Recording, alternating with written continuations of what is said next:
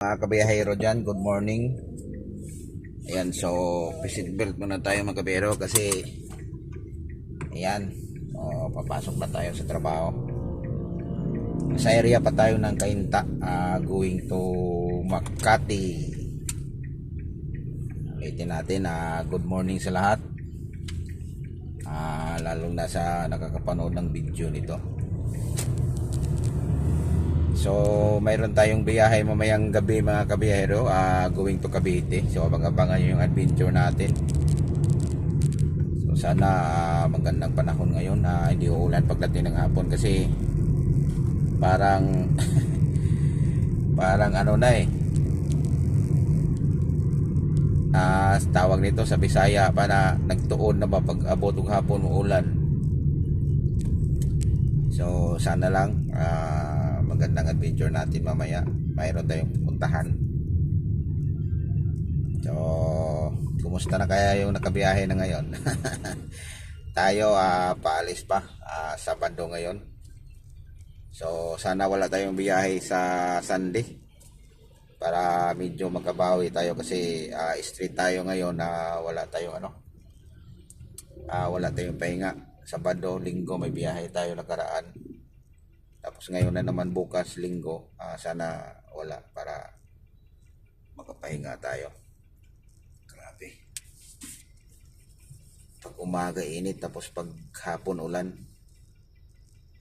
So magpagas pala tayo mga kabiyahero kasi medyo wala tayong gas para dire-diretso na yung biyahe natin mamaya.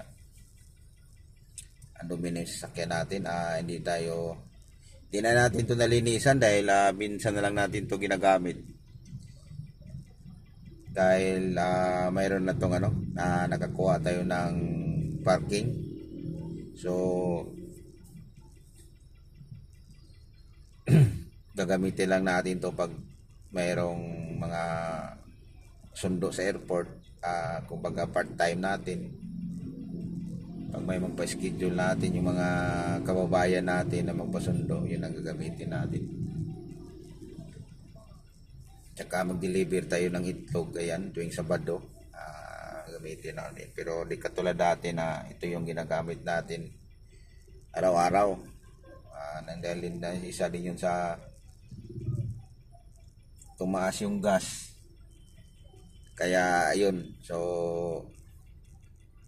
medyo nagmumotor muna tayo tuwing umaga. Umaga pa uwi, papasok pa uwi yun. So nagmumotor muna tayo kaya nakasave tayo sa matinding traffic. Lalong-lalo na pag uwian na, pag gabi. Grabe. Kaya umaabot na ang mga minsan 1 oras kalahati pag magdala tayo ng sasakyan. Pero pag motor lang, pinakamatagal na yung kalahating oras. So napakalaking tulong yung na-save natin na oras. So grabe, sayang din yung 1 oras din kung nasa bahay ka na, nakapahinga ka na. Ayan mga kabiyahero, nagkago na tayo. So wala naman siguro traffic ngayon dahil Sabado ngayon, saka medyo maaga pa. Part dito, na pala 5:25 ng umaga. So mayroon tayong biyahe ng alas 7. So sakto lang to dahil hindi naman traffic siguro ngayon, Sabado ngayon Tapos paggas pa tayo. Buti na lang mga kabiyahero, dito sa atin sa area ng Cainta, medyo mababa yung gas. Yung presyo natin dito 69, pero yung sa metro na gas station 66. So medyo mas mababa dito sa isang gasolinahan namin, yung katabi ng Petron. Pero dito tayo lagi magpag-gas sa Petron. Kaya doon tayo sa 69, pero pwede naman tayo doon sana sa ibang gasoline station, pero Petron na lang tayo kasi mayroon din tayong card. Sayang din naman yung buwis. Maluwag na yung lagay natin ng cellphone mga kabiyahero. Punasan muna natin yung wiper natin para mag-wiper mo sa lamin na medyo maliwanag ng konti.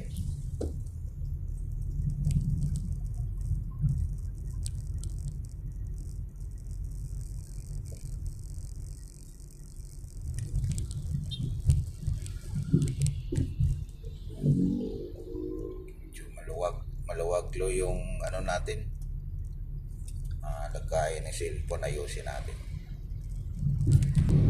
Ayan mga kabiyahero, so medyo maluwag-luwag talaga pag araw ng Sabado. Unahan natin yung bus, dito tayo tatabi. Ay, sana hindi tayo maabutan ng ano pala, magkakat ko pala yung ano dito, yung gasoline boy. Yan, so naalala ko tuloy, pero nandito na tayo sa malapit. May Petron sana tayo nun banda pa sa amin. Sana lang di nagka-cut off. Parang nag-cut off pa. Pahangin muna tayo kung walang nagpahangin. Ayan, pahangin na lang muna tayo mga kabiyahero para habang naghihintay tayo. Parang nagka-cut off sila, oh. Pahangin muna tayo mga kabiyahero. Ayan mga kabiyahero, medyo ay sobrahan man. Tapos tayo ng pagas.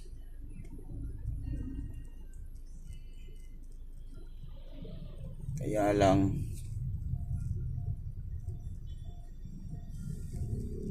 ano pa,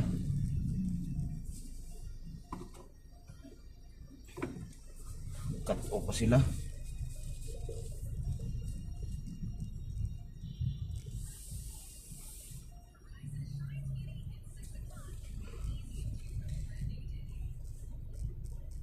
O'clock na pala.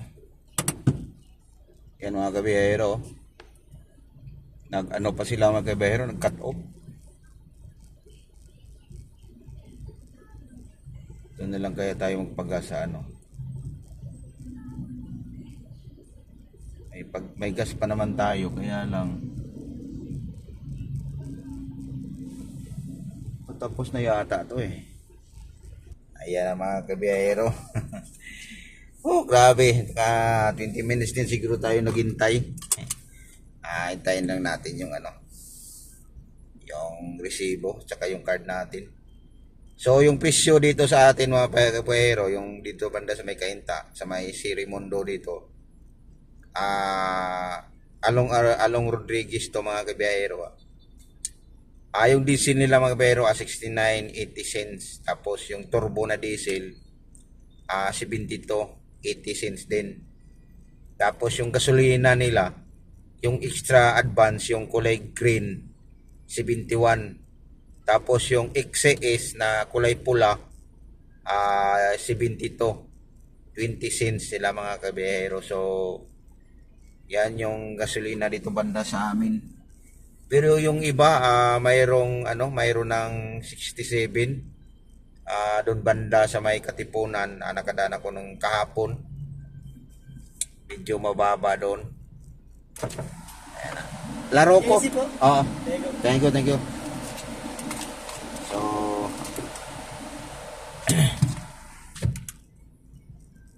asan tayo mga kabiyahero? Ito na. Ano na yung ano? Yung isang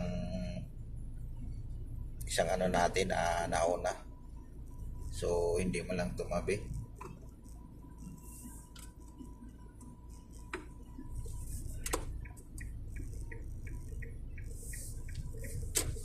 Ayan. So let's go mga kabiyahero, Saturday adventure. So medyo natagalan tayo doon. Doon naman din naman tayo lagi magpagas mga kabiyahero kasi unang-una sure tayo mga kabiyahero na ewan ko lang sa iba, pero sa mga ano lang, kung magulan-ulan lang o magkaroon ng baha, yung tangke nila doon, hindi talaga maayinuhan ng ano doon, tubig. So kasi mataas siya dito kasi area mga kabiyahero, pag sobra kasing Pag sobra kasing lakas ng ulan, baha kasi dito mga kibiyahero. So yung gasoline station nila doon, hindi basta-basta maabot yung tangke nila doon sa gasolinahan kasi mataas yun eh. So mayroon tayong sigurado na walang tubig. Hindi mahaluan yun ng tubig kung sakaling ganun man. So pero sa pagkakalam ko rin mga kabiyahero, yung mga tangke ng yung mga gasoline station, din naman yun, mayroon silang kumbaga malaking drum, ibaon talaga yun sa lupa. Yan talaga yung doon, parang yun na siguro yung bago ngayon, yung drum na talaga siya in case kasi og magkabaha-baha mga katrops, hindi talaga mapasukan ng tubig kasi drum yun eh. Kasi may nakita ako doon sa bandang Granada Street, doon sa may Santulan,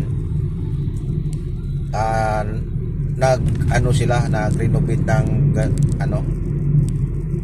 yun pala yun, nakita ko malaking tangke mga kabiyahero. So yun pala siguro yung maganda talaga, no? Kasi ang pagkakalam ko yung iba nakita ko yung nila eh, parang safety tank, ginawa nila ng ganon.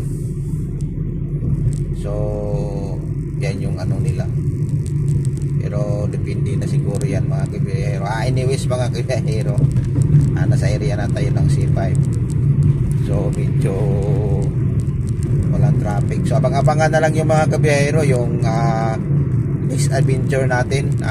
Ulitin ko, thank you for watching, ang God bless ating lahat. Ingat-ingat na lang po sa mga ganitong hanap buhay. Ayan, so advance happy Sunday to all para bukas kasi Saturday ngayon. God bless, bye bye.